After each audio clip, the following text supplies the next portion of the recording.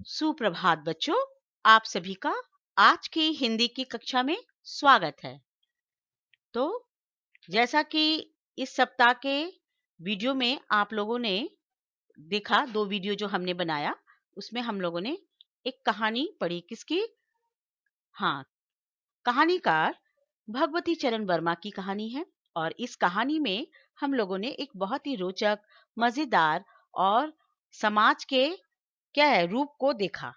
रोचक मजेदार कहानी और समाज के एक रूप को देखा हम लोगों ने। तो आज उस कहानी से जुड़ी हुई एक महत्वपूर्ण बात और तथ्य को मैं बताने वाली हूँ। लेकिन इसके साथ ही मैं आप लोगों से यह कहना चाहती हूँ कि आप लोग का पूरा ध्यान वीडियो पर होना चाहिए। अगर आप लोगों का ध्यान वीडियो पर नहीं होगा तो आप यह कहानी जो है वह समझने में आपको थोड़ी समस्या आ सकती है। और इसके साथ साथ परीक्षा में जिस तरह के प्रश्न पूछे जाएंगे उनके उत्तर देने में आपको क्या होगी, असुविधा हो सकती है। तो मेरा कहना यही है कि अगर आप चाहते हैं कि आप ठीक से अच्छे से कहानी को समझें और उनसे पूछी गई बातों को का जवाब दे सके या उसका उत्तर लिख सके प्रश्नों के, तो कृपया करके आज इस वीडियो को ध्यान से देखें। तो चले अगले स्लाइड की ओर। तो हमारा ये है प्रायश्चित कहानी और लेखक का नाम भगवती चरण वर्मा। आप बार बार कहेंगे कि अध्यापिका जी बार बार भगवती चरण वर्मा क्यों दिखा रही हैं? तो भगवती चरण वर्मा क्योंकि इसका वर्तनी माने इसकी वर्तनी से जुड़े जब प्रश्न किए जाते हैं तो हर बार आपके जो अंक होते हैं वर्तनी से ही कटते हैं। तो इसीलिए मैं बार बार यह भगवती चरण वर्मा की जो वर्तनी है वह आपको दिखाना चाहती हूँ। तो चले अगले स्लाइड की ओर। हाँ, तो सबसे पहले मैंने इसके पहले जो कहानी का अंश आप लोगों को पढ़ा दिया है, उस कहानी के अंश से कुछ जो महत्वपूर्ण बातें हैं उनको मैं दोहरा दूं, महत्वपूर्ण घटनाओं को दोहरा दूं। इससे क्या होगा कि आपको कहानी याद आ जाएगी कि घटना किस तरह से कहानी में आगे बढ़ी है। ये जो घटनाएं हैं, पहले की कबरी बिल्ली घर भर में सिर्फ रामू की बहू से प्रेम करती थी। घर पर रामू की बहू का हुक्म चलता था। यानी किसकी? राम 14 वर्षीय रामू की बहू है जो ससुराल आई है, मायके से पहली बार ससुराल। और घर पर आते ही नौकरों चाकरों पर उसका क्या चल रहा है? नौकरों चाकरों पर उसका हुक्म चल रहा है। घर की सारी जिम्मेदारी उसके ऊपर। और सासू माँ ने क्या ले ली? सासू माँ ने पूजा पाठ में अपना मन लगा लिया, है ना? कहानी तो थी ना। और क्या हुआ कि रामू की बहू किससे परेशान थी? कबरी बिल्ली से। और यहाँ पर क्या देख रहे हैं कि रामू की बहू के द्वारा किए गए पाटा के आघात से कबरी बिल्ली का उलट जाना। यानी उस कबरी बिल्ली के क्या है, कबरी बिल्ली से मुक्ति पाने के लिए रामू की बहू ने एक दिन मौका देखा और पाटा से बिल्ली को मारा और बिल्ली बेचारी क्या हो गई? पलट गई, है ना? कहानी के इस अंश को हम लोगों ने पढ़ा। और फिर उसके बाद क्या हुआ? उसके बाद हुआ यह कि पूरे आस पड़ोस के लोगों का तांता लग गया। कहाँ लग गया? रामू की बहू यानी रामू के घर पर। रामू की माँ परेशान। क्या हुआ सुझाव? पंडित परम सुख को बुलाया गया। और पंडित परम सुख क्या है, कैसे है? लोभी है। पंडित परम सुख क्या है? और मौके का फायदा उठाने वाले हैं। पंडित परम सुख पहुंचते हैं और क्या कहते हैं कि पंडित परम सुख ने बहू पर घोर कुंभिपाक नरक के पाप लगने की बात बताई। ये पॉइंट्स देख रहे हैं आप? पंडित परम सुख ने बहू पर घोर कुंभिपाक नरक के पाप लगने की बात बताई। और इस पाप से मुक्ति का क्या उपाय बताया? कि पाप के प्रायश्चित के लिए सोने की बिल्ली दान देने का विचार होना। क्या हुआ कि कैसे सोने की बिल्ली बनाई जाएगी तभी पाप से मुक्ति मिलेगी। वो भी बिल्ली कौन दान लेगा? पंडित परम सुख दान लेंगे। तो अब कहानी यहीं तक आ रही थी, इसी पर टाल मटोल हो रहा था कि आखिर प्रायश्चित कैसे होगा। हाँ, तो चले कहानी की तरफ बढ़ते हैं। हाँ, तो यहाँ पर कहानी के अंदर जाने से पहले मैंने यहाँ पर कुछ चित्र आपके सामने रखे हैं। आप चित्र अच्छी तरह से देख सक रहे हैं? कुछ समझ में आ रहा है? हाँ, तो जैसा कि आप देख सक रहे हैं कि कुछ हमारे भारतवर्ष में या विशेष तौर में देखा जाए तो हर एक देश में किसी न किसी रूप में ये मान्यताएं, विचार और सोच है सबके मन में, जिसको कहते हैं अंधविश्वास।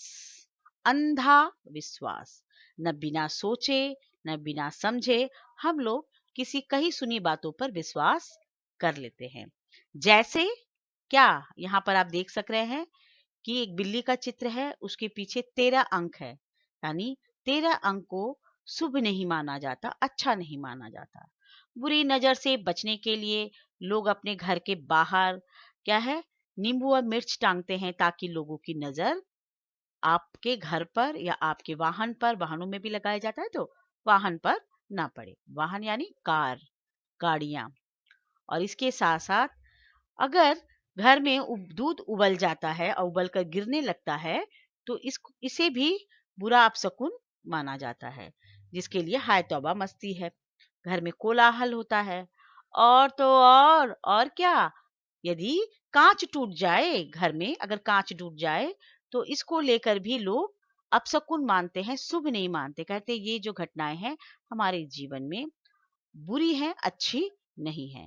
तो इन्हीं सब बातों को, विचारों को जो हम लोग मान कर चलते हैं, या बिल्ली रास्ता काट दे, है ना, बिल्ली रास्ता काट दे तो देखिएगा कि लोग क्या है, आगे नहीं बढ़ते। तो ये सब जो बातें हैं जो जीवन में हैं, इस पर हम लोग क्या करते हैं, विश्वास करने लगते हैं।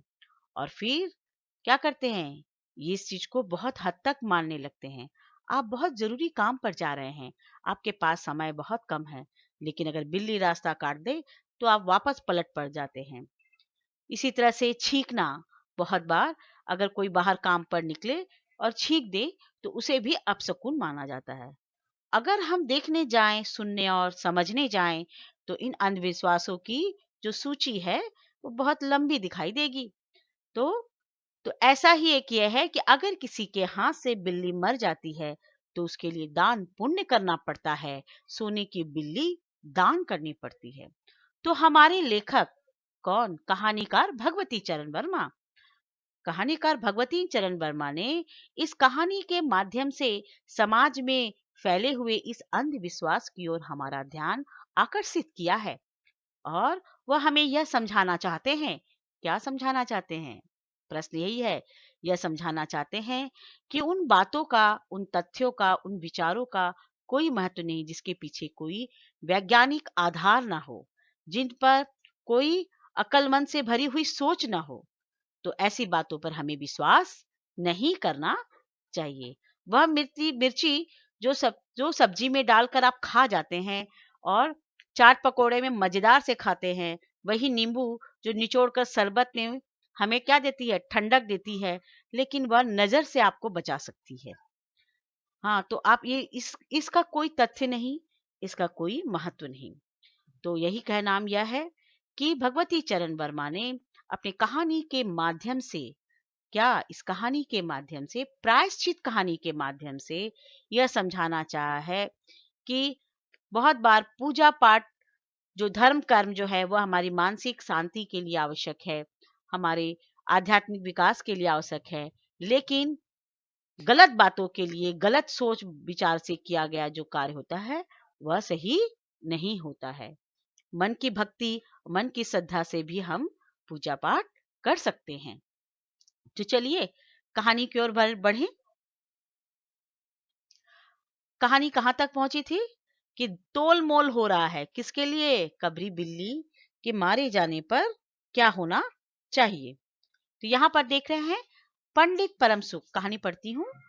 पंडित परम सुख हंस पड़े।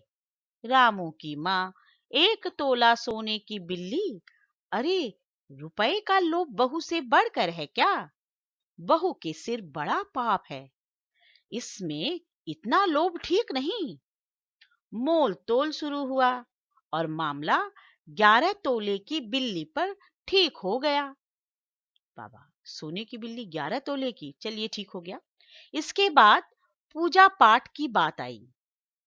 पंडित परम सुख ने कहा, इसमें क्या मुश्किल है रामू की माँ, मैं पाठ कर दिया करूंगा, पूजा की सामग्री आप हमारे घर भिजवा देना। हाँ, तो समझ रहे हैं कि क्या हो रहा है, इसको बोलते भाव तोल हो रहा है। आप सोचिए कि 21 तोले की बात हो रही थी, यहाँ पर जो है 21 जो है यहाँ पर कि 11 तोले की बिल्ली पर बात ठीक हुआ है। यानी आप सोच रख सकते हैं कि पूजा पाठ में भी कम बेसी का क्या, अगर हम ज्यादा करेंगे तो हमारा ज्यादा पाप मुक्त होगा क्या, और ये हम कम दान देंगे तो क्या हमारा कम मुक्त होगा पाप? नहीं। यानी यहाँ पर पंडित परम सुख जो है वो महान आत्मा है, और वो जो बोलेंगे उसमें ही पाप मुक्ति हो जाएगी। तो यही बात यहाँ पर कहानीकार हमें समझाना चाह रहे हैं। पूजा का सामान कितना लगेगा? अरे कम से कम सामान में हम पूजा कर देंगे। दान के लिए 10 मन गेहूं, 1 मन चावल, 1 मन दाल, मन भर तिल, 5 मन जौ और 5 मन चना, 4 पसेरी घी और मन भर नमक भी लगेगा। बस इतने में ही काम चल जाएगा। अरे बाप रे, इतना सामान! पंडित जी, इसमें तो 150 रुपए खर्च हो जाएंगे। रामू की माँ ने रुआसी होकर कहा। तो आप यहाँ कहानी के इस भाग में आप देख सक रहे हैं कि पंडित जी ने कहा कि जो पूजा पाठ होगी उसमें वो कम सामान में, कम से कम सामान में काम कर लेंगे। लेकिन दान, दान क्या है? दान यानी जिसको दान दिया जाता है, किसी को, गरीब को या पंडित पुरोहित को दिया जाता है, तो उसमें उनको 10 मन गेहूं लगेगा। सोचिए कितना सारा गेहूं। हाँ, 1 मन चावल लगेगा और 1 मन दाल, मन भर तिल और 5 मन जौ। आप सोच सकते हैं कि कितना सारा अन्न जो है, ये कौन, ये हमारे पंडित जी लेना चाह रहे हैं। और इसके साथ साथ आप सोचिए कि 4 पसेरी घी। तो यहाँ पर कि कहने का तात्पर्य है कि ये सारी चीजें दान कर दी जाएंगी। और उस समय जो 150 रुपए की बात हो रही है, 150 रुपए की बात बहुत होती थी उस समय। तो कहने का तात्पर्य है कि इतना रुपया खर्च करने से उस समय लोगों के ऊपर बहुत प्रभाव पड़ता था। तो पंडित जी ये क्या है? धर्म कर्म के नाम पर ये क्या है? ये तो लूट है। क्या है? लूट है। आप समझ सक रहे हैं? तो आगे हम इस कहानी में बढ़ते हैं। पर इससे कम में तो काम ना चलेगा। बिल्ली की हत्या बड़ा पाप है। खर्च को देखते वक्त पहले बहू के पाप को तो देखो। यह तो प्रायश्चित है, कोई हंसी खेल थोड़े ही है। यानी आप समझ सक रहे हैं, प्रायश्चित यानी पाप मुक्ति का कार्य। हाँ, तो सोचिए ये क्या कह रहे हैं? पंडित परम सुख कह रहे हैं कि यह हंसी खेल नहीं है।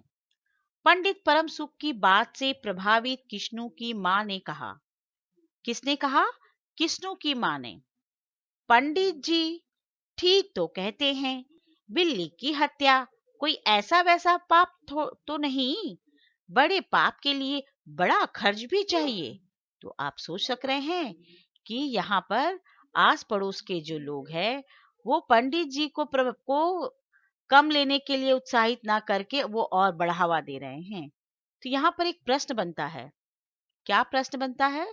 प्रश्न यह बनता है कि आखिर आस पड़ोस के लोग जो होते हैं वो भी इसमें भागीदारी क्यों करना चाह रहे हैं, या फिर ये क्यों चाह रहे हैं कि बहुत ज्यादा से ज्यादा खर्च हो?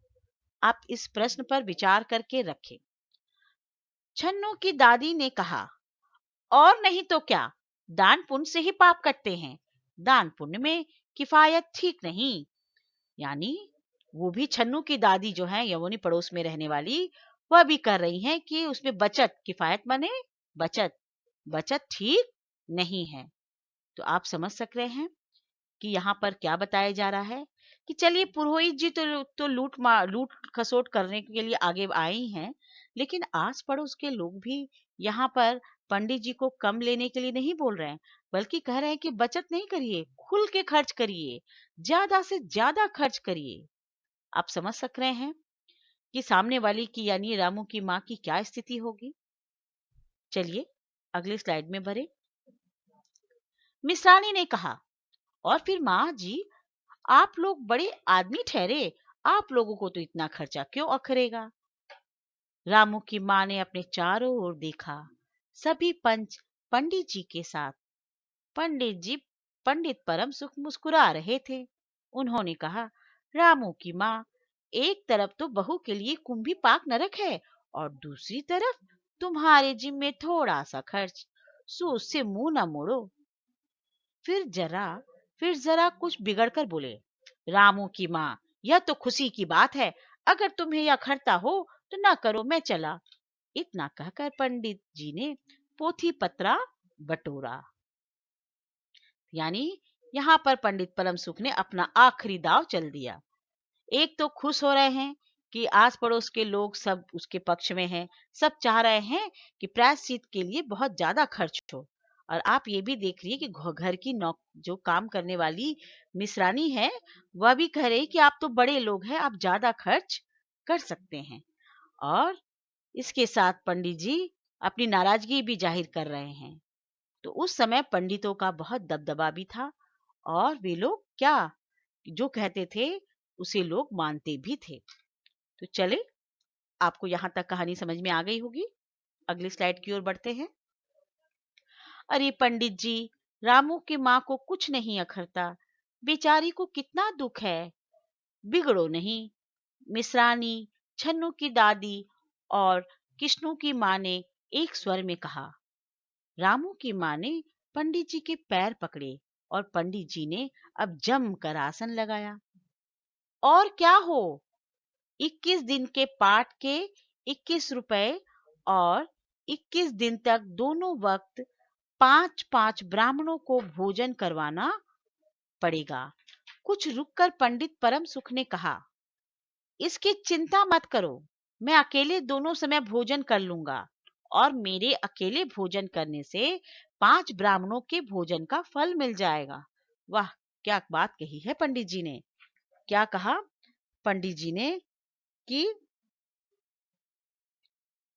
उन्होंने कहा कि अगर वो अकेले भोजन कर ले तो क्या होगा, अकेले भोजन कर ले तो 5 ब्राह्मणों के भोजन का फल यानी पुण्य किसको मिलेगा, यानी रामू की बहू को मिल जाएगा।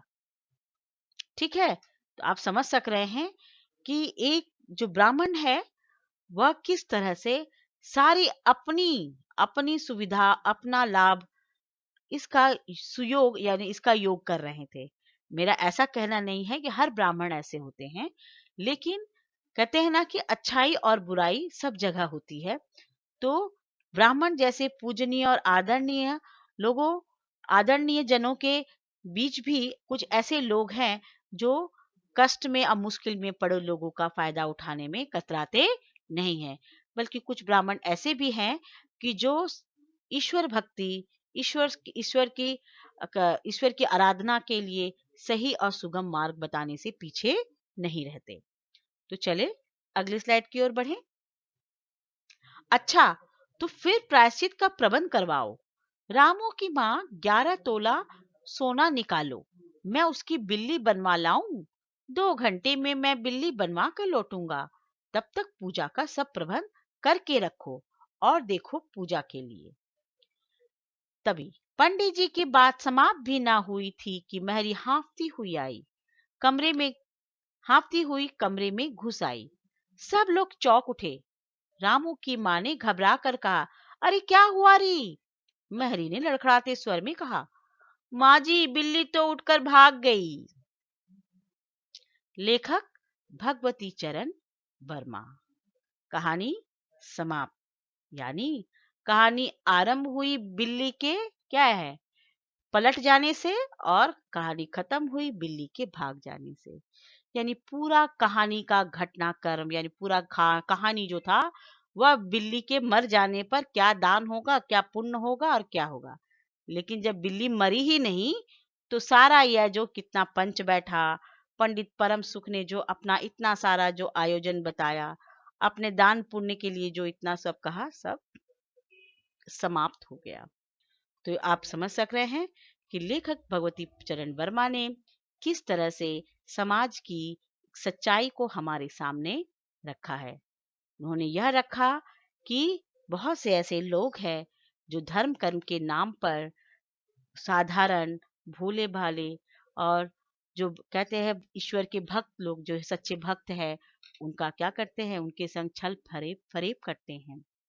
तो यही कहा जा रहा है लेखक के द्वारा, कहानीकार के द्वारा, कि आप अपनी सोच को, अपने विचार को, अपनी बुद्धि को खुला रखें और बहुत सोच विचार कर निर्णय लेकर कोई कार्य करें।